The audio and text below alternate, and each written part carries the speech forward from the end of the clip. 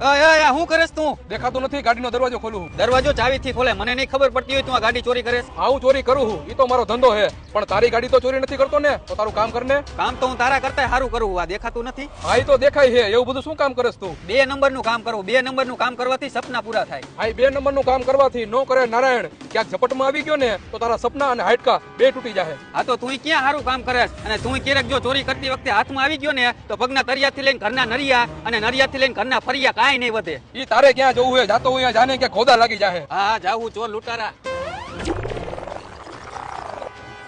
ચાવી ક્યાં ગઈ? અરે રે ગાડી લોક થઈ ગઈ, ચાવી અંદર રહી ગઈ.